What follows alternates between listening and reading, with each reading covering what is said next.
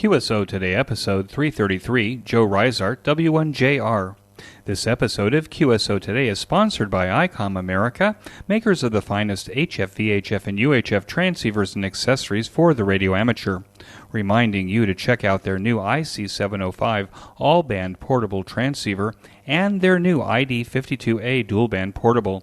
My thanks to ICOM America for their continued support of the QSO Today podcast. Flex Radio is one of the two platinum sponsors of the upcoming QSO Today Virtual Ham Expo that will return in March 2021. Please check out the link on this week's show notes page for more information. We'll be opening ticketing and registration beginning in January. Welcome to the QSO Today podcast. I'm Eric Guth, 4Z1UG, your host. As the end of this very tumultuous year winds up, I want to wish all of you a very happy and healthy holiday season and a blessed new year. Joe Reisert W1JR continues to pay forward the kindness of his early ham radio mentors with his contributions to our amazing hobby. Amateur radio paved the way to a successful career for Joe and amazing encounters with other hams worldwide. W1JR tells his amateur radio story in this QSO Today. W1JR, this is Eric, 4Z1UG. Are you there, Joe? Yes, I'm here, Eric. Joe, thanks so much for joining me on the QSO Today podcast. Can we start at the beginning of your ham radio story? When and how did it start for you? Well, when I was about 13 years old, I for some reason or other discovered crystal sets, and I made a crystal set for the broadcast band. And I listened to local broadcast stations, and it got me a little bit interested in electronics. And shortly thereafter, I was in the Boy Scouts, and when I went for my first class rank, we had two paths to choose in signaling. One was go semaphore, and one was go Morse code, and I decided to choose Morse code. So I chose the Morse code, and I did fairly well at it. And through the Boy Scouts, I met a chap in a nearby council that got kind of interested in that I knew the Morse code, and we got chatting, and one thing led to another. And I found out that he was working with the Voice of America and installing the largest radio station at that time in the world. It was a 1 megawatt station in near Munich, Germany, to penetrate the so-called Iron Curtain. And he was the designer, he and Carl Smith, the famous antenna man from Cleveland, Ohio, I believe. They designed this antenna, 1,000-footer. And he told me about it, and he started getting my interest up. And he was heading to Germany at the time, and we started corresponding. And one thing led to another. He kept coming back, and he got me interested in ham radio so that I could contact him. And finally, on one of his trips back, he took me into New York City, and we sat down and we took the novice test. They had just invented the novice license. That was in 1951 in July, and this was October of 1951. So I was one of the first persons to take the novice test, and fortunately, I received a license in December of 1951. And I got the call sign WN2HQL, W November 2 Hotel Quebec Lima. And I got on the air. But in order to get on the air, I needed some gear. And I didn't have any. I was from a very large family, 8 of us. I was the oldest of 8, and we were rather poor. So I didn't have much money. And this fellow, John Hall, W1 Juliet Sierra Victor, W1JSV, who was the person who was working with me, felt sorry for me. And one day he came out with a whole box full of stuff and then 2 articles. And one article was how to build an 80-meter transmitter, and the other one was how to build an 80-meter receiver. And so I took all the parts, and I told him there was no way I could pay him for it. And he made me make a promise that if I took the parts from him and used them, that he wanted me to someday pay back to ham radio in some form the thanks for the gifts that he had given me. So at any rate, I started visiting with him. He was in the Voice of America office in New York City, and I would go in on the train and visit with him. And there were a couple other interesting fellows there, but I built up a 6SN7 regen receiver for 80 meters. And I had one crystal for 3729.5 megahertz, 3.729.5. And I built a transmitter with a 6AG7 and a 6L6. And he told me about Pi networks, which were just coming into the vogue. And we took a wooden breadboard and made this thing up, this transmitter, and he gave me the supplies for 2 power supplies, but only 1 rectifier.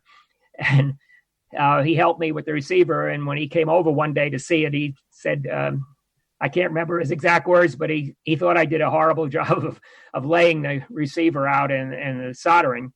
So he showed me how to solder properly, and we rebuilt the regen receiver and the transmitter. And I hooked up a 130-foot wire out to the back tree at the house. I was in the basement. And I got on the air the first day when my license arrived, the 3rd of December. And for 2 days, I called CQ and called other guys and didn't get any answers. Finally, I had my first contact on CW after a couple of days of trying. And I was really excited about the whole thing. And I was so excited that on the New Year's Eve, I spent the whole New Year's Eve studying. At that time, you could get a technician or a novice license, a technician or a general license. And both of them had the same theory, except that the technician, you were for 2 meters and upwards with 5 words per minute and 13 words per minute for the general license. So on the day after New Year's, the 2nd of January in 1952, I got on the train and went to New York to the customs house again to the same guy, and I told him I wanted to take the test for the general, and he said, "Fine, go over and sit down and copy me some code. I need 1 solid minute out of 5." And he sent the code, and I made a few screw ups. I was so nervous. I was just a young kid, and I didn't know what was going on. So I took the thing in, and he said, "No, you didn't quite pass. I'm sorry." I said, "Well, wait a minute. I could take the technician test and get the 5 words per minute, and there's the same theory, so I could become a technician." And he said, "Fine." So I sat down and took the technician test, and I did very, very well on that. And through his generosity, he said to me, "You did pretty well. What was the problem with your code?" And I said, I know I could copy 20 words a minute, but I'm so nervous here." He says, "Well, why don't you go over and sit down and I'll let you try it again." Well, a minute and a half later, I took the script and handed it to him, and the rest is history. I got my general class license. And I got on the air and started working guys, and things was really tough. And I was in at the Voice of America office where John was working, and there were 2 other interesting chaps there who were well known at the time. One of them was George Jacobs, W3 ASK W3 Alpha Sierra Kilowatt. He was the head of propagation for the Voice of America, and he became the editor of propagation in the CQ magazine. The other chap was very interesting too, and that was Byron Kretzmann, W2 Julia Tango Papa, W2 JTP, and he was into RTTY, and he wrote a column every month in CQ magazine also on RTTY. And they got interested in me, and one day, one of the times I came in, they said, "How are things going?" And I said, "Oh, they're not going very well. My regen receiver is giving me troubles, but I'm struggling." And so George Jacobs said, I got a surprise here if you want it." He said, I just got one of the first Hallicrafters S30 receivers. It was a brand new AC/DC receiver. And he said, "I'm not going to be using it, but if you want it, you can have it for $30. And I said, "Well, I really don't have $30. Things are tight, and I'm going to school, and I have to pay for the train and everything." And he said, "Well, I'll tell you, give me $5, and as you keep coming in, you can keep paying me off until we're paid off." So I got the S38 receiver, took it home, and it made all kinds of differences. And I got on 40 meters too, all CW, of course. And while I was on 40 meter CW, it was working well. And I tried to get on 20 meters, and I couldn't hear anybody on 20 meters. It was terrible. So I came in the next time I saw them, and I told him my story, and so Byron Kretzman says, well, I'm sorry to hear that, but I'll see if I can help you out. Your S38 receiver isn't working on 20 meters very well. And I said, have you got any other problems? And I said, yes, I have a power supply problem. And they said, what is that? They said, I have two power supplies, one for receive, one for transmit. And they both use an 80 rectifier, and I only have one 80 rectifier. So what I do is I listen on my receiver, and then when I want to transmit, I turn the power supply off. I grab a rag, grab the 80 rectifier, pick it up, and put it in the other socket, wait 15 seconds and turn the power supply on, and then transmit. Kind of very slow break-in. So George Jacobs said, well, I got a surprise. So he went out in the back, and he came out and he gave me it was a 5R4 rectifier, a more modern version than the 80. And I took it home, and boy, it really worked great. And the receiver that I had made, I had forgotten to tell you that. I needed aluminum, and I didn't have an aluminum chassis or anything. So George Jacobs, again, took me in the back room, and he gave me a 16 RPM record. They were made of aluminum, but it looked like a regular record, except that the record underneath was aluminum. And he said, take this home, but score it up. I don't want you to listen to it. And I said, well, I haven't got anything to play a 16 RPM record. So I took it home, and I said, what do I do? He said, well, cut it up and you can use it. So I waited till my mother wasn't home one day, and I took the big pot that she used to cook corn in, and I sliced up the record into pieces, and I took the boiling water and put the record into the boiling water, and I peeled off the outer coating of the record, and I had an aluminum chassis. So I had my first pieces of aluminum, and I was on my way, and I went back and told them, and they were very happy about this. And when I got back the next time to the Voice of America office, Byron Kretzman said to me, he says, I got a gift for you. And I said, what's that? And he says, well, I have this transverter. And I said, well, what do you mean a transverter? He said, well, if you plug this in to the front of your receiver and you listen on 40 meters, you'll hear everything on 20 meters. So he had made me a beautiful converter for 20 meters input and 40 meters output. So I was then on 20 meters. So I was really set. And about that time, I was really excited about ham radio. I was having an awful lot of fun and just talking mostly to locals. The Hallicrafters, you said it was an S38 receiver? Yes, an S38 was the first thing came out. It was an AC/DC one, and I can't tell you how many times I was shocked when I plugged the plug in backwards. Right, because the chassis was hot, right? Yes. And then they come out with an S38B, and that's the one that really hit the market. So I guess you could say that the S38 was like the software guys come out of, they call them the first level software before it's tested. So that's the prototype, right? Yes. Tell me, Joe, I'm curious. I thought the S38 was a general coverage receiver, so it did not include the 20-meter band. Well, it was a general coverage receiver, but they had it also. So on these general coverage bands, the amateur bands were on the receiver also. So you could tune on to the band, and then you had two different knobs. One got you onto the megahertz, and the other one got you onto the kilohertz. So it was kind of a funny kind of a combination, nothing like we used nowadays. In terms of calibration, you had to rely on your transmitter, hopefully, to be in band, and that's what you used as a marker? Well, I was actually crystal controlled for the first year or two that I was on the air. I had two crystals. One of them was for 80 meters, and the other one was for 40, which I doubled to 20 meters. So I was kind of crystal controlled, and I didn't have to worry. But in those days, what we would do is we would make a calibrator of some sort. So as I recall, I made up a 100 kilohertz oscillator and with a crystal for 100 kilohertz, and you would use it as a marker for the edge of the band and try to stay away from that if you had a VFO.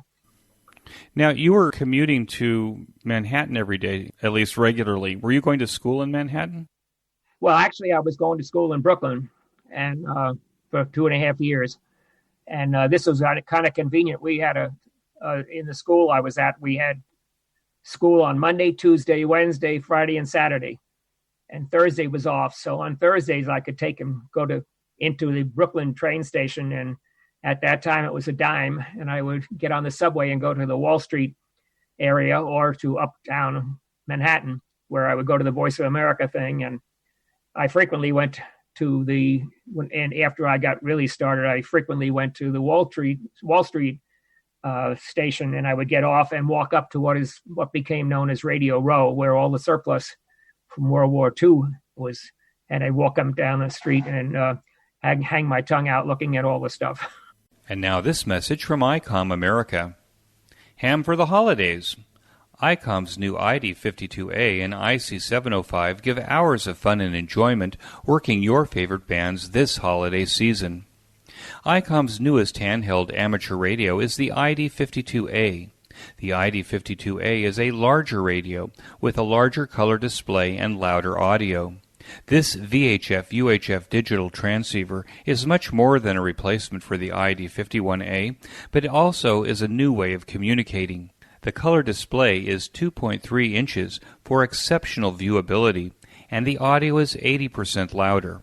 This multifunction dual-band D-Star transceiver supports DR mode for easy access to local repeaters based on internal GPS information as well as terminal access point modes.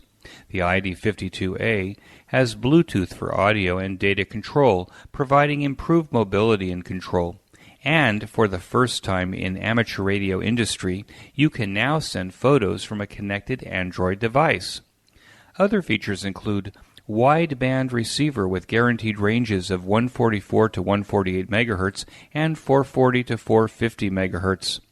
It has a VV, UU, VU, and dual DV mode.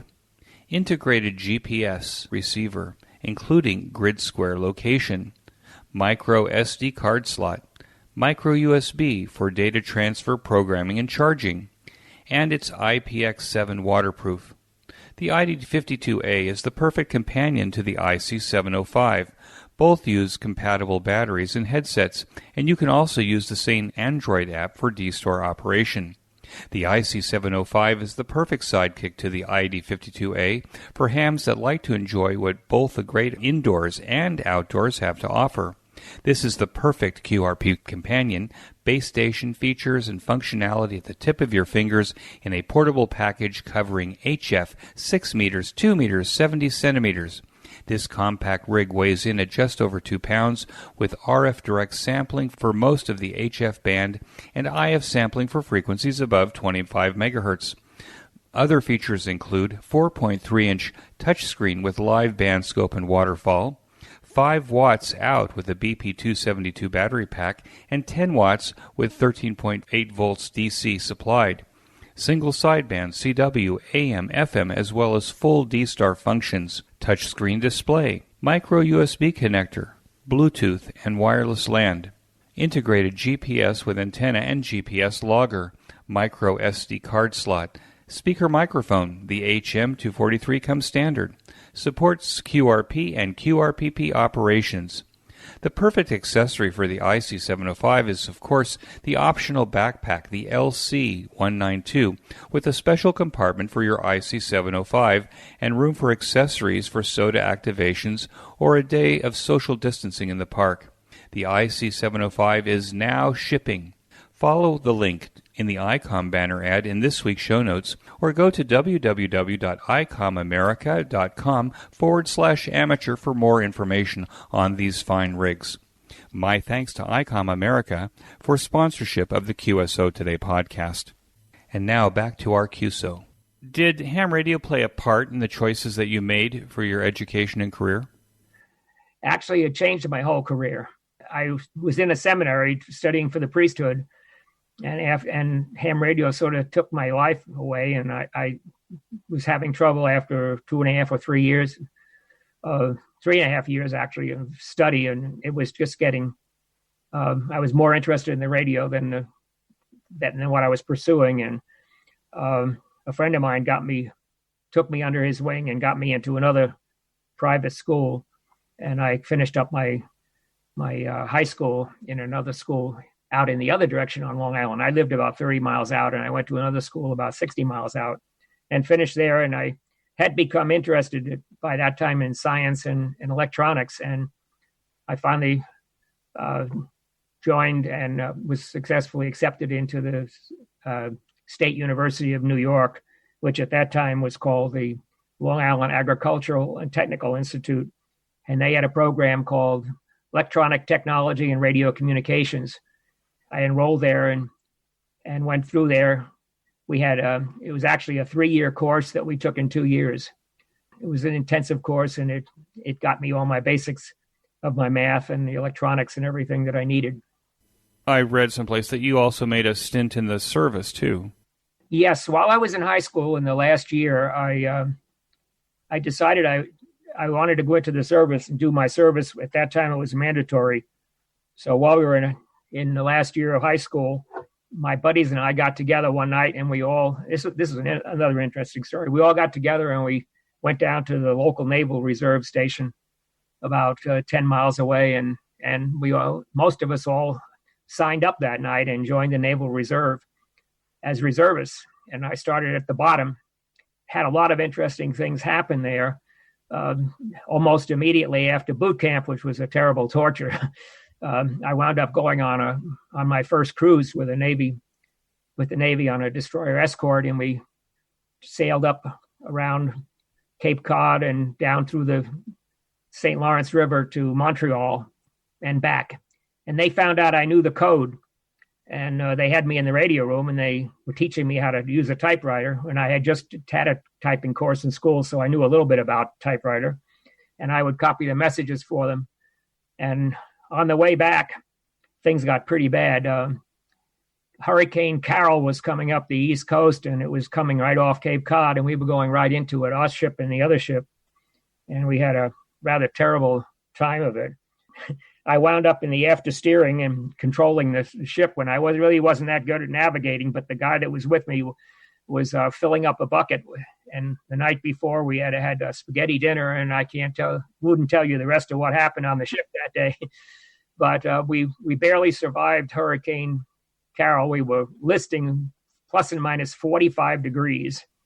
And it was the most horrifying thing in my life. But fortunately, it didn't affect me as much. But the next year I went out another cruise and we came back and had another. It was really tough.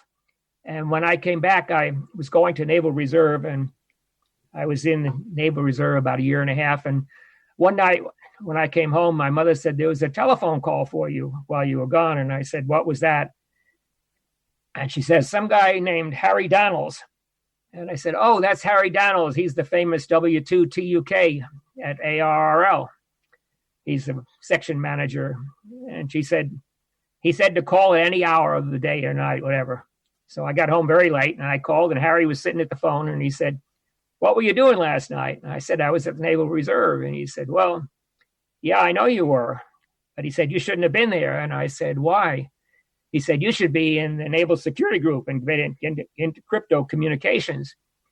And I said, what does that mean? He said, well, get your stuff together and come down tomorrow night and see me. I'm the executive officer of that unit. So I went down and met Harry Donnells, W2TUK, and he put me into his unit.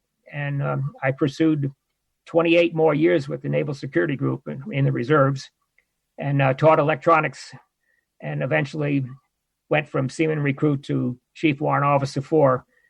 After about 30 years, I taught electronics and developed some antennas for the Navy, and the Navy sent me to different trips to several times to Hawaii and to Keflavik, Iceland, and Rota, Spain, and other places around the United States. So it was a very formative thing, and it really sealed my love of electronics. And by the way, I did get an AAS, an Associate in Applied Science degree in electronics communications and radio communications, electronic theory, and at what is now called the State University of New York. And that was about 1956. Now, you say that you were in the Naval Security Group for 30 years, but it sounds to me that you also had a parallel career, like it was a reserve. You weren't full-time Navy. No, I was reserve. Yes, you're right. When I finished up at school, there were a couple of interesting things happened. One of the things that was interesting was that one of the labs we were taking, they said if you do well on getting commercial licenses will give you extra credit, A, B, or C, depending on how many you get. So I studied up a lot. And one day, the whole class who went into New York to the same custom house, and I sat down at 9 o'clock in the morning, and I took all the elements, the third, the second, and the first radio telephone. And then I sat down and took the third and the second for radio telegraph. And then I took the 16 word per minute for the radio telegraph. And the guy said, wow, you're really doing a lot. I said, well, I have more. He says, how are you going to possibly do it? And I said, well, I think I'd like to try the amateur extra class. He says, well, you're not going to have enough time. I said, well, let's try it. So he gave me the theory, and I did very well in the theory. And then he sent me in, and I did the 20 words per minute. And lo and behold, I had the extra class. So I had all these things for my class, and I took them back. But I did stay in the reserves for 30 years. And in the final thing that happened that year was that several companies, General Electric, Sperry Rand, and IBM all came, and they all offered me a job. And I was a little bit immature, to say the least, at that time, and I wasn't about to leave home and go upstate New York with GE. And I didn't want to go with IBM because they wanted me to be a guy with a suit and stand at somebody's computer and try to fix it. That wasn't my thing. But Sperry Rand offered me a job to become an electronic technician in electronics. So I went to Sperry Rand and started there, and they had me on some tube projects. And I liked tubes. My last class in college was transistors, and I didn't particularly care for transistors very much. But then one day the supervisor came to me and he said, Joe, he said, you're the only one here that knows anything about transistors. He said, it's hard to believe, but he said, we've got this wonderful man here who would like to work with you on transistors. And he enrolled this wonderful person in a wheelchair who could hardly speak and could hardly move. He had been a former head of a department there, but he had contracted polio, which was a real problem in those days in the mid-50s. And he decided he wanted to work with me, and we worked together. And we were building circuits for the first B-1 bomber.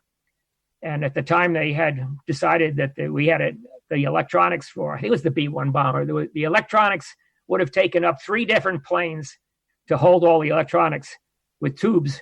So they had to make it into solid state. So I worked with Vince Citrone for a couple of years, and we did a lot of solid state work.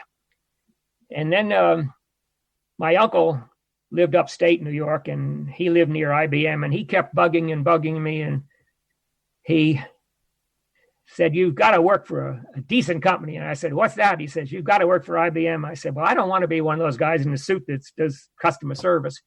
And he said, well, why don't you go and talk to them? So I thought about it for a while. And then one day he came back and he made the offer again. And I said, well, what's in it for me? And he says, I'll tell you what to do. If you join IBM, you can come and stay at my house, and we'll feed you, and we'll charge you $10 a week. At the time, that was a pretty darn good deal. So I applied to IBM, and IBM Research grabbed me right away and put me in a brand new program they had, designing analog to digital converters. And that was about 1959. And so I went to IBM and sort of lived at their house during the week. And on weekends, I would come home, and I would always chase the DX if I found out there was some real rare DX on. I was really a DXer by that time. I would go home that night to Long Island and spend the night there, and then come back in the morning and go back to work. But the hours got long and long and long, and the project got harder and harder to do, and we were putting in tremendous amount of hours. And finally, one day, my supervisor came and he said, I'd like to send you someplace this weekend. And I said, where? He said, I want to send you to San Jose. And I said, San Jose? I've never been to California. That's a long ways away. He says, well, here's your plane tickets. So my office mate and we flew to San Jose and walked around the IBM plant and walked around San Francisco and looked everything over and came back. And when I came back, he said, how was it? I said, oh, I really liked it out there. It's nice out in San Jose in October or November. And he said, well, how would you like to go out there full time? And I said, well, that sounds pretty good. And he said, well, on the middle of December, why don't you just drive out and we'll have a job for you out there. So I had a promotion, and I got it. I took all my ham radio gear and tore everything apart, and movers came around and shipped everything to California. And I got in my car and drove out and started all over again. And if you were doing this in December on the East Coast, you were probably up to your eyeballs in snow. And when you hit San Jose, it seemed like a spring day. Well, it turned out that it was not exactly that way. When I left Long Island, just before I left Long Island, I was starting to chase all states then to drive them. So I got in the car on Thanksgiving weekend in November, and I made a trip up to Rhode Island and visited a little bit around, looking around Rhode Island, because that was the only state in New England I hadn't been to. And on the way back, I stopped at the ARL headquarters, which was in downtown Hartford, and I met Bob White, who became W1CW, head of the DXCC, and we had quite a chat, and we talked, and we got to know each other pretty well. And I came back, and I drove away as my mother, in tears, waved goodbye to me. And I started across the states and stopped at different ham locations and different hams across the states. And when I left Oklahoma City, I ran into a snowstorm, and the snowstorm got worse and worse in the Panhandle. And finally, I made it to Tucumcari, New Mexico, and we had 24 inches of snow. And the town was shut down. There was only one or two motels running and a couple of restaurants. And I was stranded there for several days. But my boss in California was pretty understanding of the thing. So I waited there, and then I went to visit. I finally got out and got chains on my car, and when they let me go through, I went to Albuquerque, New Mexico, and visited my friend Doc, W5PQA, who I had been on an expedition with to the British Virgin Islands a few years earlier. Stayed with him, and then drove on to San Jose, and as you say, it was beautiful until January, when all of a sudden we had a 6-inch snow in January, which was really unusual in San Jose. So I felt right at home there, but I managed to find a house to rent. And one of the kids that I worked with back in Yorktown Heights, New York, he came out, and the two of us set up a house and set all the ham gear up, and we were back on the air again. Coming from a poor background, where perhaps the opportunities are not apparent to a lot of people who come from a poor background. But do you think that amateur radio actually shined a whole light on a new direction for you that actually brought you out of that poverty and into a very successful career and family and everything else? I love that. That's a neat way to say it. Yes, it did. As I was saying in the earlier part, when I couldn't afford any equipment to start with, and I was helped by people that gave me either their surplus stuff or what they did the best they could to help me. And they saw something in me, and I saw something in them, namely their help. And I unfortunately, on the positive side, I've accumulated an incredible amount of stuff. And one of the problems I'm having now is that I have an incredible amount of microwave stuff, which I got involved in. And now all of a sudden, hams aren't building and doing anything anymore. They're not soldering or fixing things anymore. And I have this incredible basement I built here, 80 by 100, or 40 by 100. It's just chock full from floor to ceiling with electronic equipment and stuff. And I've been trying to find ways to either pan it off or dispose of it or whatever. And nobody's building much anymore. So it's... Now, I read that you wrote that you were really interested in doing DXCC, but that for some reason you ended up doing DXCC a number of times. Can you say why? Yes. At the time that I did the DXCC, I was practically on what would have been the modern-day honor roll. They didn't have it at that time, but there were only 300 countries at that time, or entities, and I had 275 of them confirmed. And no one had near that many. Soon after I came to San Jose, I was invited out to dinner one night with ZL2GX Jock, a really wonderful gentleman, and he had just made the first 300 DXCC.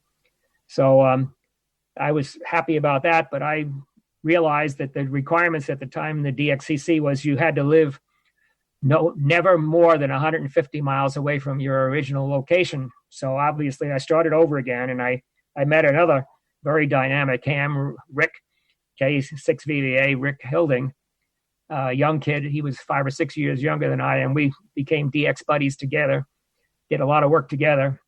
In fact, he used to come to my house all the time, and he would open up the refrigerator and try to clean all the food out of it.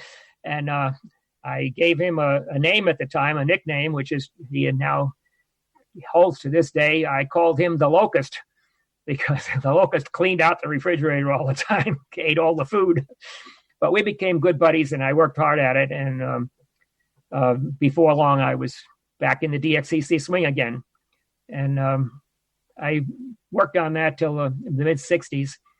And in the mid-'60s, I went to an ARRL conference.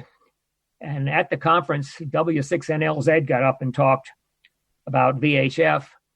And some other guys got up there and they talked about Tay Howard, I forget his called. I want to say W6UTH, I'm not sure.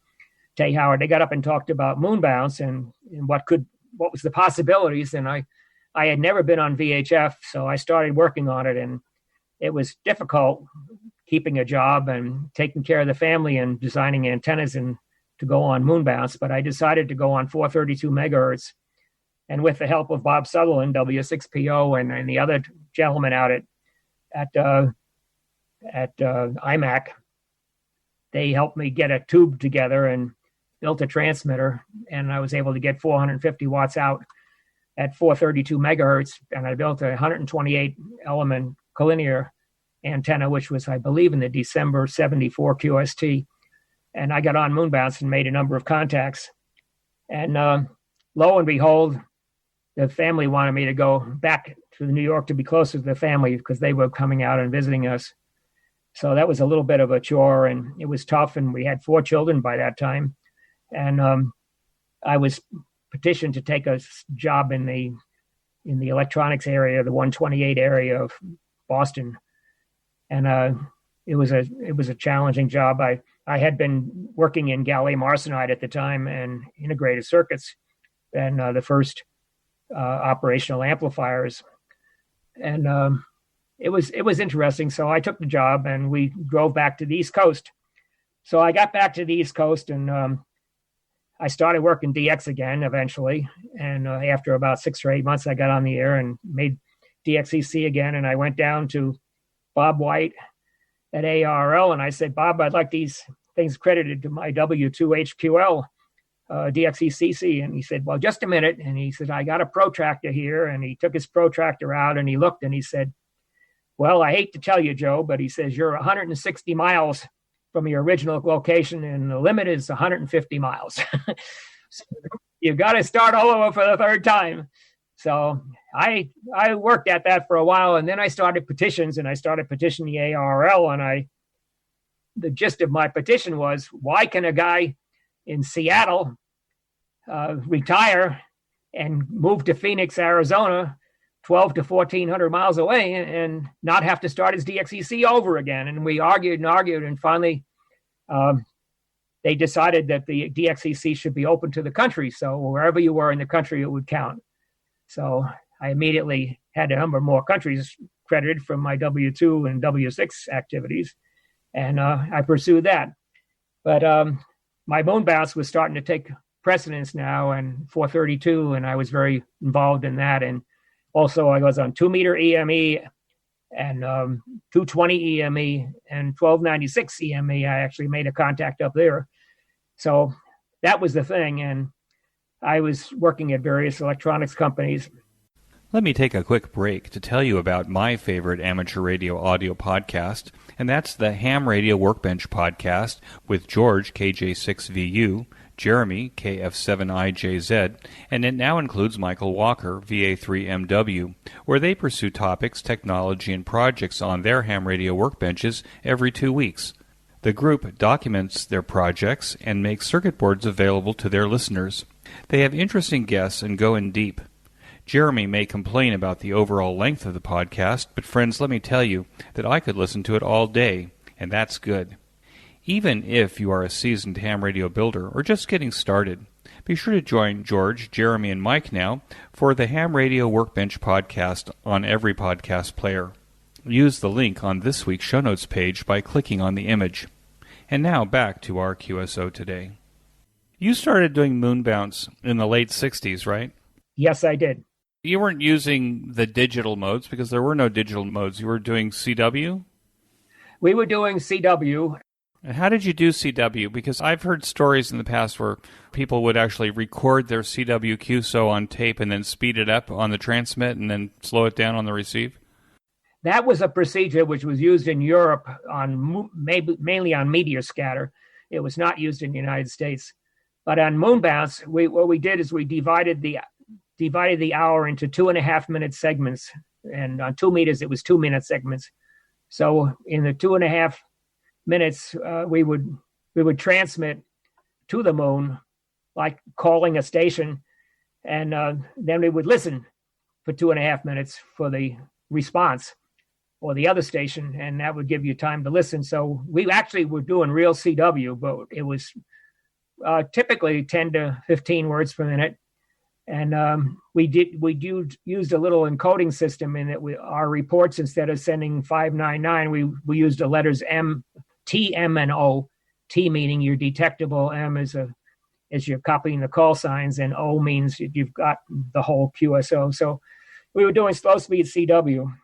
That was the mode at the time.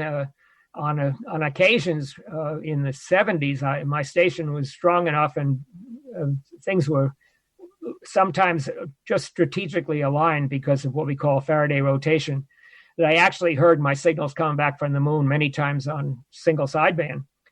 That was also interesting because you would transmit on one frequency and receive on another due to the Doppler frequencies. And we did have a lot of fun doing that too.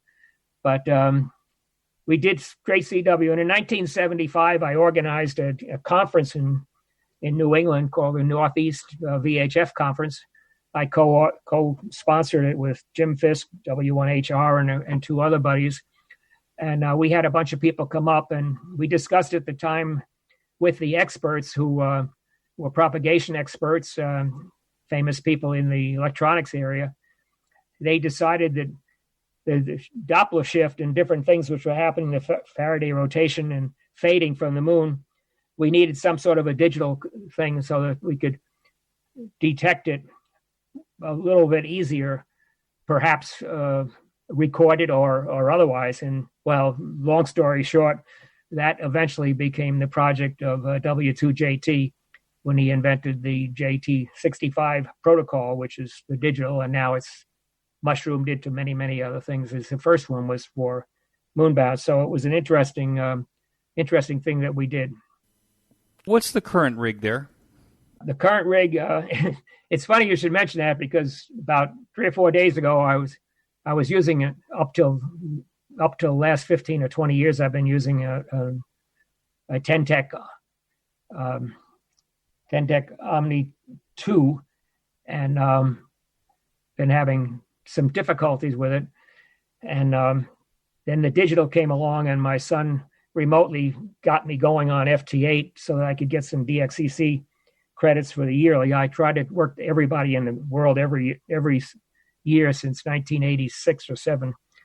I try to work usually about 275 to 290 or so countries a year. I work just to see what's going on, and I keep records, and then that, of course, morphed off into the DX yearly report. At any rate, in the process of this, I had a K3, which I never liked very much at the time, and he adapted the K3 to FT8, and then the Orion, and back and forth, and we had all kinds of difficulties here. And a few days ago, I just kind of pulled the plug and said, I'm not going to go through these difficulties anymore, because we can only run one of 3 programs at a time, and I would sometimes mix them up and get them confused, and we'd have to get the software all updated again. So I decided I'm going to go to the K3 now, and the K3 has the FT8 on it, and I hooked it up so that I can go through my regular amplifier, and I'm going to probably stay with that for a while now. And what's the operating mode? Besides, you're using digital right now, but when you have a favorite, what's your favorite? Well, my favorite is CW and higher speed. I can copy in my head up to 50 to 60 words a minute without too much difficulty, but I usually run around 30 words a minute. And I like CW primarily. And since I've worked so many of these countries and so many all times, I'm more selective rather than calling CQ. I listen around and find something that's rare, or somebody like this morning. I heard a fellow about an hour ago coming on calling CQ with the call 7X3YOTA, meaning youth on the air. So I definitely jumped in and made a contact with him because I want everything to do with getting youth on the air and getting them interested in it. So I primarily on CW, but in September last year, I finally got my first QSOs on FT8, and 6 months later, I had concentrated a lot on it. And 6 months later, I had 200 countries in the bag and DXCC on 4 or 5 bands at the time in FT8. So, but I got that out of my system, and I'm back to CW again, and I have the FT8 now operating if something rare comes on. Like I worked a fellow this morning in the Republic of Malawi, 7Q7RU on FT8, but I also worked the 7X3 on CW. So I'm primarily a CW man. But primarily as a CW man, what do you think of FT8? You're really putting me on the spot. FT8 it does a lot of things that you wouldn't necessarily be able to do. For instance, right now when band conditions are terrible on 12 and 10 meters, I can still go on FT8 and work stations fairly well away when the band is apparently dead, but these stations you can get on.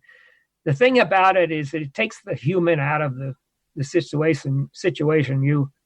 You tune across and you look at the screen, and the screen is showing you all these call signs of guys calling CQ or having QSOs, and you click on one of them.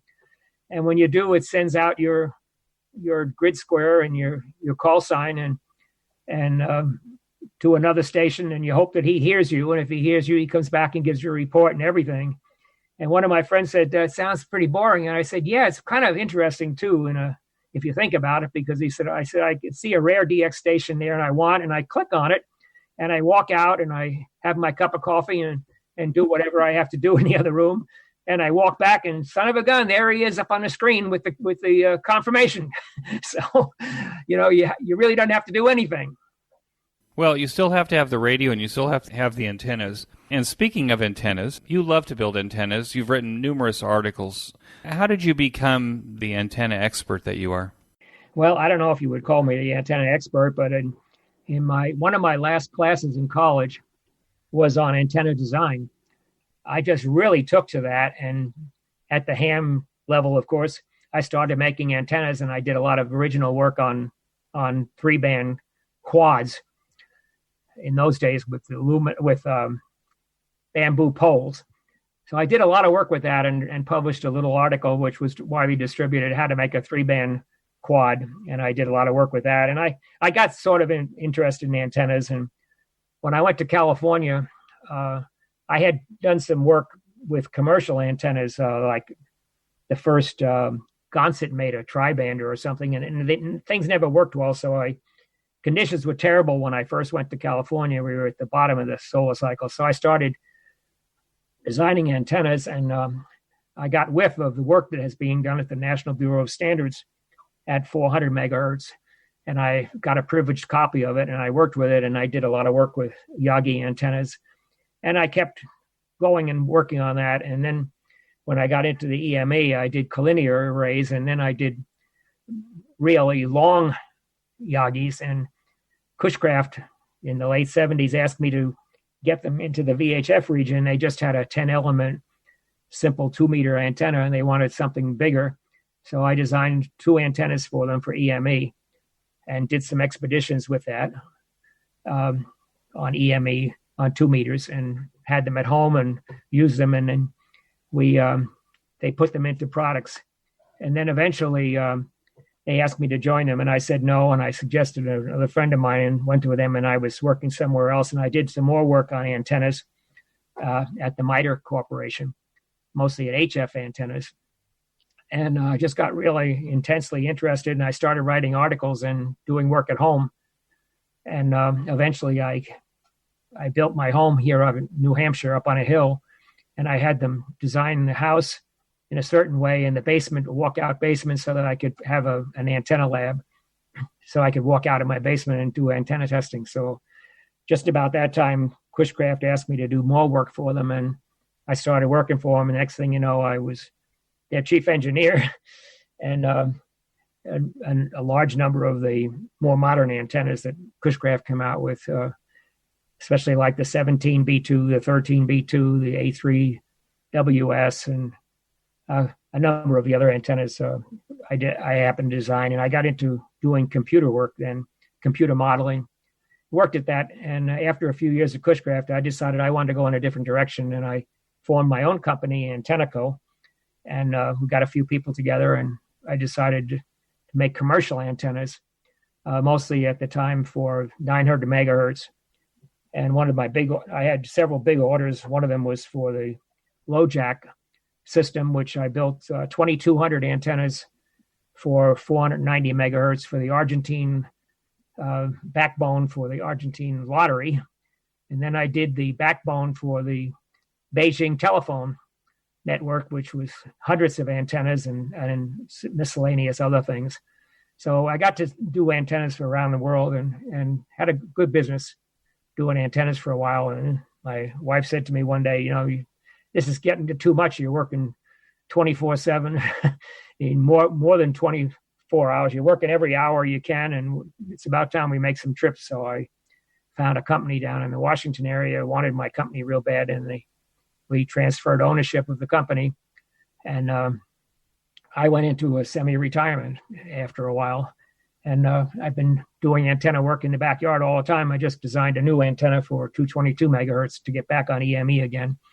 And I did the other antennas in the meantime that you talked about, the 3/8 wave vertical and others. So I keep my hand in. We haven't talked about the 3/8 wave vertical yet, but we will in a second. But I do want to ask you something. A number of the companies, I'm not sure it's Cushcraft, but if I look in the QST magazine, I'll see the ads at the beginning of the magazine about these all-band verticals that kind of look like a Christmas tree of aluminum that works from 10 to 160 meters, no ground plane. Without revealing or opening the robe too much, do those antennas really work? I often say antennas work when you're happy with them. The reason I say that is if I'll have some friend of mine comes and he says, wow, I just worked Peru on 20 meters. This antenna is fabulous. And I said, gee, that's really great. What is it? And he tells me about it. And I think to myself, well, Peru is one of those things that I don't even pay attention to working anymore because I've got so many of them already logged in. But then you find another guy and says, I'm changing my antennas. And he said, well, what are you going? He says, well, the guy down the street here, he just worked a rare DX station and he's got a such and such an antenna. So I'm going to get one of those. So I find a lot of it is fellows get on and they make a couple of contacts with an antenna, or somebody down the street has an antenna and makes some contacts and they wind up getting their antenna. And it's not till you get to the real serious thing like the DXCC and the contests when you're really trying to work everything that you realize what are the real antennas when you get on and you work everybody that you want to call, and versus the guy who gets on and makes an occasional contact. So antennas are a real choice. And then a lot of has to do with environment nowadays in the area you're in. I'll tell you an interesting story about the 5/8 wave antenna, but I got an email not too long ago and a fellow told me he was in a retirement community and he wanted to copy my 20-meter 3/8 wave vertical and stick it in a flagpole. So he came back a week or so later and he said, gee, the antenna seems to work, but it's tuned at the wrong frequency. And I found out he used the wrong dimensions. So I told him about the dimensions and he fixed it. And he wrote back another week later and he said, I cut 2 feet off the antenna and it's resonant and it's working great. And I call stations and they come back, but he says, I got a problem. And I said, what's the problem? And he said, well, I'm running low power, but he says, every time I press the key here, all the circuit breakers in my house, these special freeway, what they call these special protection circuits, they all blow. And he said, the whole neighborhood, everyone has got them in their house. Every one of them's got about 7 of these things, and I can't get on the air. So there are there are problems with antennas and these. I forget what they call these safety things, but they usually put these plugs on the outside of houses so that you don't electrocute yourself. So at any rate, he's now working with the company that supplies these to try to make them RF proof. And do you think that perhaps his flagpole might be interfering with the antenna design? And so what he's got is a lot of SWR? No, his SWR was off because in the article, there was a misprint in the article. And the misprint was between the diagram, which showed you how to build the antenna, and on another one, it was an experimental antenna, and it said a 3/8 wave antenna at 14 megahertz is 26 feet, which, yes, it is, but the antenna is actually slightly less than 3/8, and you can't use that length, so it was kind of confusion.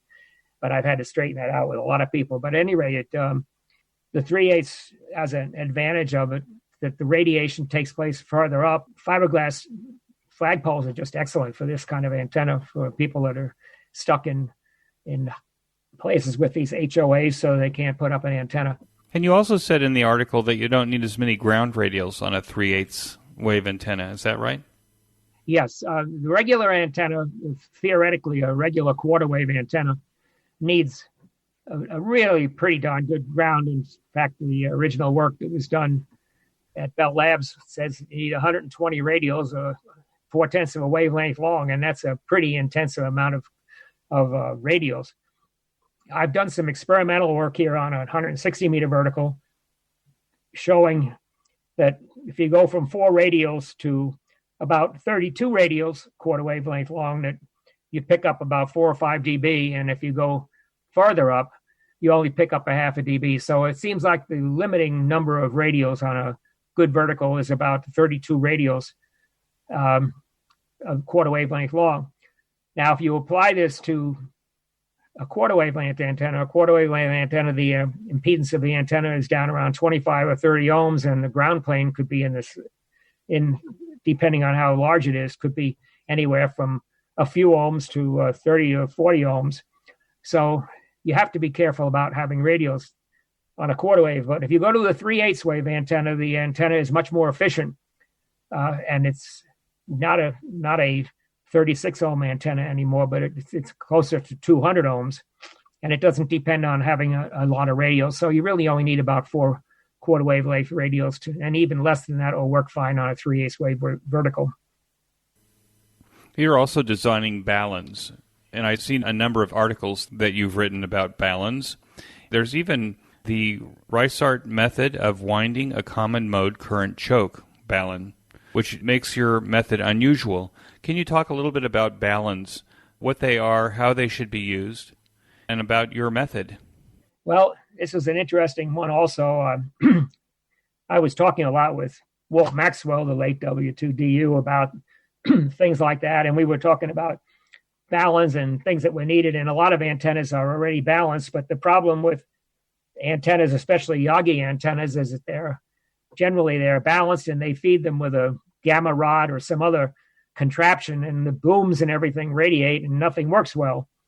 And so the answer that most people did, like Telrex, was to design antennas with a balanced feed and a coaxial balun. And basically what it does is it cancels the radiation from the feed line. So I was doing some work on that, and I came up with a balun, which was kind of simple, but it was different. And that was, I used a 2.4-inch OD toroid. At the time, it was a 61 toroid. And I found that if I wound on it about 12 turns, I could get a good impedance of several thousand ohms on the outside of the coax. And it turned out it was a good thing to put on a Yagi antenna because you wanted to stop any radiation from the feed line, especially on Yagi antennas, since if you have radiation on the feed line, the antenna pattern is all wrecked. So I started working with it, and I come up with an interesting way of winding it, where I have 6 turns in one direction and cross over and 6 in the other way. So the coax came in one side and out the other. And I submitted a little bit of this to Jim Fisk, W1JR, and at the time, the famous antenna guru and microwave guru was there at his office at the time. And he saw it, and he thought it was a great idea. And so in 1978, they published my article on how to build this. And some people came on and they tried to put a third winding on it and do all kinds of other things and screwed the whole thing up. And it was finally pointed out by W7EL that mine was the way to go. So that balun just seems to morph off, and I see it in lots of publications. Some of them have my call sign, some of them don't, but it's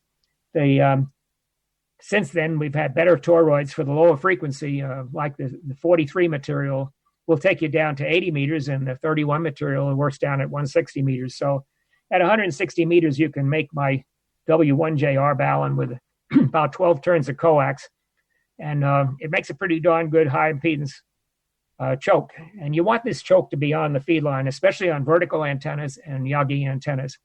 And to that extent on the dipoles, there are some simple variations of it that you can use on dipoles, but you don't want the radiation to be on the feed line.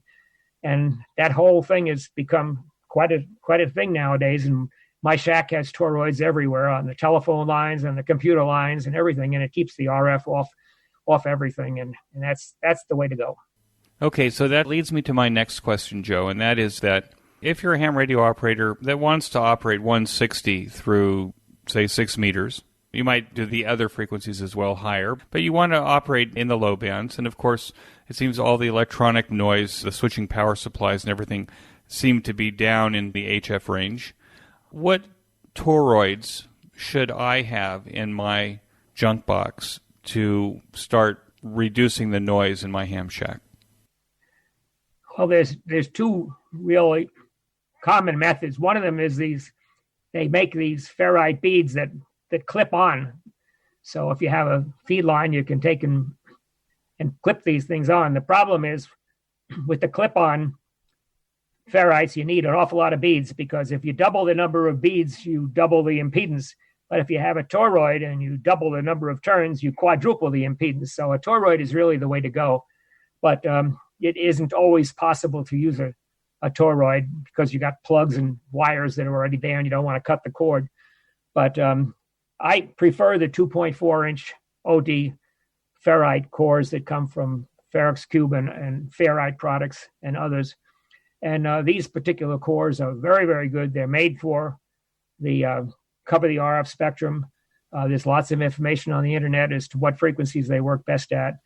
And I just have them all over my shack. One of my friends down in the Boston area lives near a broadcast station, and I swear he's got, and this is no exaggeration, I swear he's got over a ton of ferrite in his house.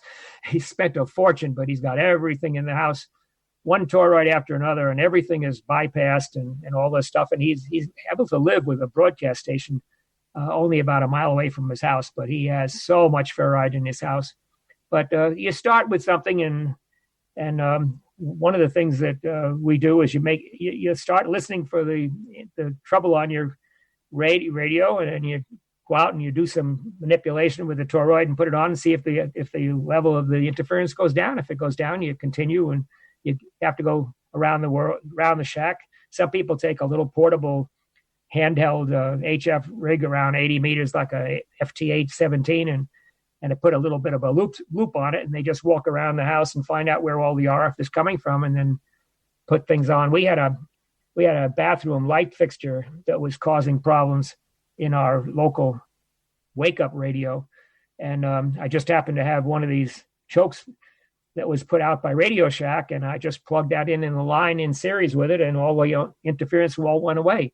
So you just got to have the things in line on when you're working with different devices, and it's just a lot of experimentation and then a lot of anxiety. But the real good toroids, the 31, the 43, and the 61 are the gems that they brought out that really, really work well.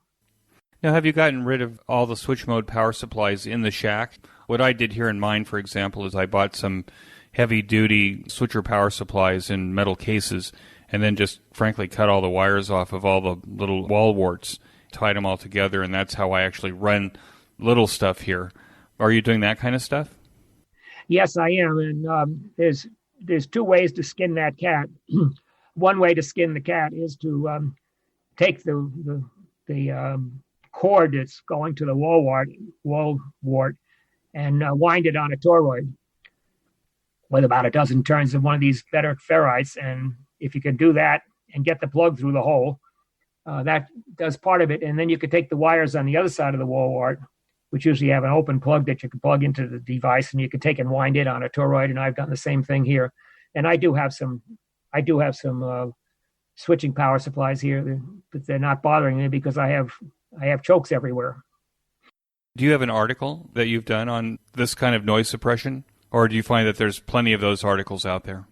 There are plenty of them, and I had a whole paper put together to do. And with the COVID, it's been I haven't been lecturing. I've had over 150 technical articles written mostly in ham radio and professional journals on electronics, and I've given about over 125 talks. And in these talks, I very often refer to these things. I have a talk. The more recent talks I gave one of them was on hearing, and us older folks are experiencing some hearing difficulties. So I did a presentation on that.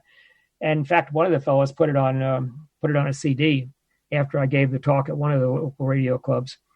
And I've been preparing antenna articles and balance and things like that. And I was preparing to give another one on that. And I have an idea for an article that will show you how to measure these things at home without sophisticated equipment.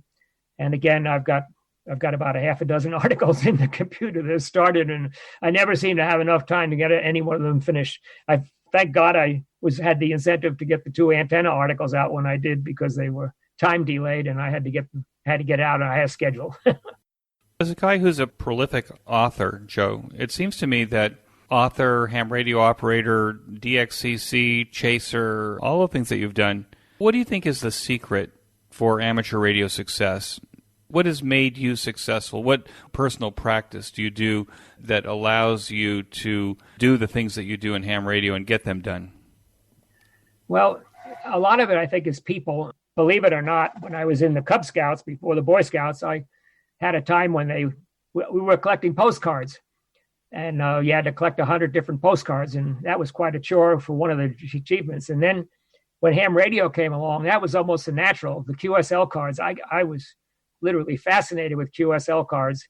I have far north of 50,000 of them just here, just in racks. And I've recently separated them out. One of them has all the DXCC countries of the world. The 3 or 4 that I haven't contacted, I have cards from there that people gave me to put in my, and this past month, I've been putting one together of QRP. I got into QRP radio for a while in the early 2000s. And I worked all but 10 of the countries on the DXCC list, working less than 4 watts. And I have those cards all now in a complete binder, so I can show you QSLs from all 330 of those countries. So I got interested in that. Then I got interested in meeting people, and I got interested in geography. And at the time, I was also got interested in visiting all states in the United States. So I got involved in that, and I would meet hams on the way. And while I was working at Lockheed from the West Coast, I had frequently business trips all over the United States from California.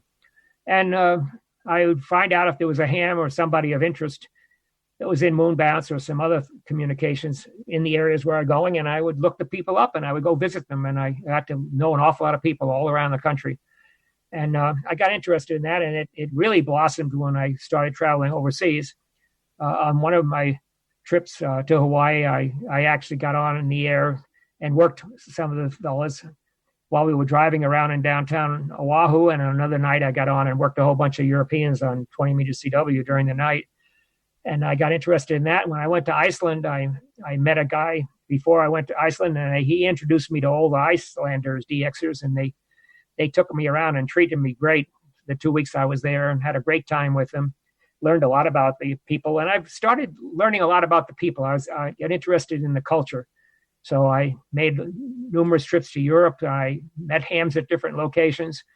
Some of them were quite famous in different ways, and especially in England and in Italy and Germany. And some of the famous antenna designers like DL6WU just unfortunately, he just passed away recently, but he did a lot of work on Yagis, and we had a lot in common. And he took me around the Frankfurt area and introduced me to others. So I got to know a lot of people on the different continents. And I just really enjoyed meeting people and learning about them and what they were doing, and sometimes helping them out and sometimes them helping me. And I learned a little bit about languages, not very much, just enough to get myself in trouble. But we all go through that because I do operate phone, of course. You have to operate phone so that you can get every single country. I only have about 380 countries confirmed on phone. I didn't get on. I only made a couple of contacts in AM in my life, and I got interested in single sideband when it first came on. But by that time, I had missed quite a few of the older countries. But I find it fascinating and corresponding with people, and there isn't a day goes by I don't get an inquiry somewhere around the world on the internet. Somebody sends me an email and asks me for help with their 5/8 or their ground plane or their antenna or their receiver or whatever. And I find it fascinating. It does occupy an awful lot of my time, and I have to share my time with my family too. So I've always made the family first and the ham radio second, and that's always interfered a lot. So I don't operate contests very much because of that time away. Although I was into contesting, I was with K2GL operation in 1958 when we worked the largest score ever in a CQ worldwide sideband, and then a month later we had the largest score ever in the CW DX contest for CQ magazine. So I was on that team, and that was quite a thrill. But then, of course, I discovered girls and got married, and it interfered with your ham radio. So I always tried to make my family first. But it was interesting that my son, I built him a crystal set one day for a Christmas present, and he took an interest in the crystal set, and one thing led to another. And eventually, my oldest son, Jim, took to electronics, and he became W1JR, and then eventually AD1C, and now he's on the internet all the time helping people out. And he went into electronics, and he said, I want to go to MIT and learn all about computers. And I said, well, Jim, why do you want to do that? I said, you're already good at computers. I said, why don't you go in and do electrical engineering? So we went around to a number of colleges, and finally he told me one night, he says, I think I want to go to MIT. And I said, well, what are you going to do about it? He says, well, someone's coming to interview me tomorrow night.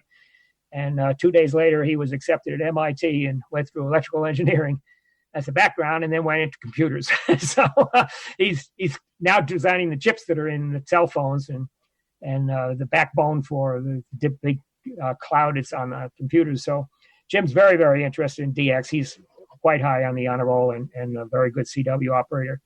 But he's working in an area with HOAs, so he's only a little vertical in the backyard that he keeps concealed and never runs more than 100 to 200 watts. But he's still working this stuff, and he does a lot of FT8 work now. So I was glad that somebody else in the business and somebody in the family took up the hobby. What excites you the most about what's happening in amateur radio now? Well, I'm fascinated by EME, the moon bounce. I have been fascinated with that for a long time.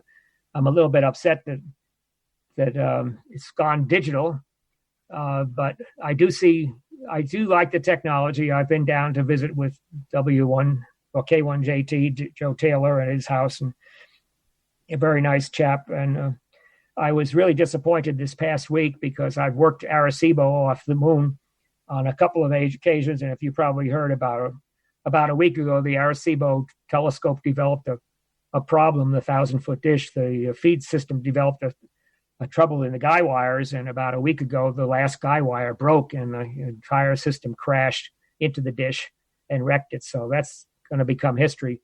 So I'm interested in the new technology. So I'm kind of passively interested in the digital technology, but I'm always interested in new, more efficient antennas, smaller antennas that can operate efficiently. And I'm very interested in computer modeling. I do a lot of antenna computer modeling. My own company that I had here, Antennaco, we had 250 products. So you can see that I did a lot of design work and building, and I had people assembling everything, and I usually did the final testing and everything. But it was quite a job to run the business, design the antennas, and then have them built and working and shipping them to customers. So I like the antenna aspect of ham radio very much, and I like the new technology. But I really think the big hole that has been sort of, they're plugging a little bit in Europe, but not as much in the United States. But I wish it would be, is the youth on the air. There's a big group of people over in Europe that are putting youth on the air, and they're like the station I work today, 7X3YOTA, youth on the air. It's people getting the younger folks interested. The internet is fine, but there's a lot more that can be done on ham radio. There's still more countries to work. There's still better technology that we can have, better antenna technology. And if people get on ham radio, they eventually may wind up on the internet, but they meet people on ham radio, and that's the vehicle to get them interested in getting more people into the electronics field and taking up the hobby and keeping it going. What advice would you give to newer returning hams to the hobby? Well, first off, they're going to have to take a little bit of a refresher course as what has happened in the meantime. Of course, as you say, the digital has come on. But I would first brief them as to getting back started again, something simple, getting on the air. I've had a couple of people locally where I gave them a rig or something and got them back on HF, something simple where they were maybe only on sideband, not CW. But I've been encouraging people to go on CW. I'm a fan of the First Class Operators Club, FOC, which I'm a member of, and the CW Ops, which they get on at least once a week, 3 different times, and they make a lot of contacts over a period of an hour, all on CW, and they're trying to teach code to the people because they're trying to stop the state of the art from dying, and it's really not.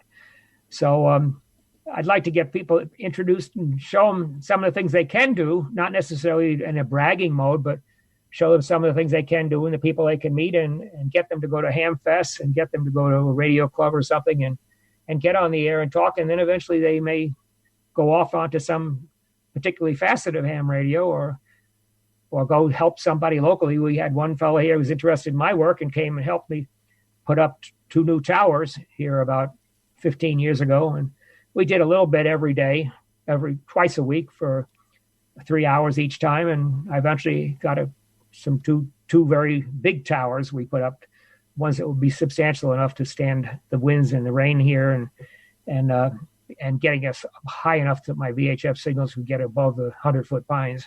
So there are people out there that are interested in helping, and if you get them involved, maybe they get involved too, and they become hams and they get involved. A lot of things are going on with the civilian defense and people in local areas helping with catastrophes are occurring, all the time. There's disasters. We have trees down. We have power failures. We have all kinds of accidents. We have all kinds of things, and those are places where people can get back into the hobby and get, even if they're, as my son would say, a shotgun, a belt, maybe a walkie.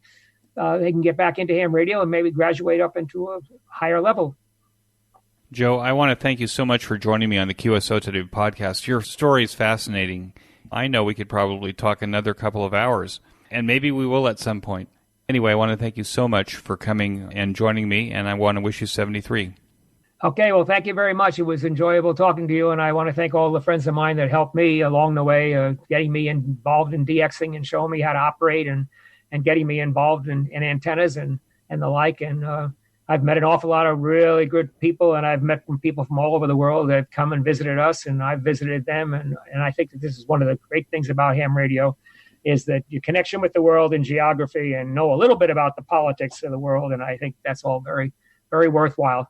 Thank you very much, Eric. It was really a pleasure talking to you. One last thing, Joe. It sounds to me, and I'm just going to say this, that you held true to John Hall W1JSV's admonition. Sounds to me like you've paid it forward in spades. Yes, he designed this with another fellow, this 1,000-foot tower, and he told me lots of interesting stories, but we don't have any more time now about that. But that's one of the things that really got me interested in, and he wanted me to help ham radio and give back, and I think I've done that in spades. 73. 73s. Bye now. That concludes this episode of QSO Today. I hope that you enjoyed this QSO with Joe. Please be sure to check out the show notes that include links and information about the topics that we discussed. Go to www.qsotoday.com and put in W1JR in the search box at the top of the page. Be sure to click on the Expo menu item at the top of the page for updates on the upcoming QSO Today Virtual Ham Radio Expo coming in March 2021. I'm updating it as I have more information. My thanks to ICOM America for its support of the QSO Today podcast. Please show your support of ICOM America by clicking on their banner in the show notes pages. You may notice that some of the episodes are transcribed into written text. If you'd like to sponsor this or any other episode into written text, please contact me. Support the QSO Today podcast by first joining the QSO Today email list by pressing the subscribe buttons on the show notes pages. I will not spam you or share your email address with anyone. Become a listener sponsor monthly or annually by clicking on the sponsor buttons on the show notes pages, or use my Amazon link before shopping at Amazon. Amazon gives me a small commission on your purchases while at the same time protecting your privacy. I'm grateful for any way that you show appreciation and support. It makes a big difference as I head towards episode 400. QSO Today is now available in the iHeart Radio, Spotify, YouTube, and a bunch of other online audio services, including the iTunes Store. Look on the right side of the show notes pages for a listing of these services.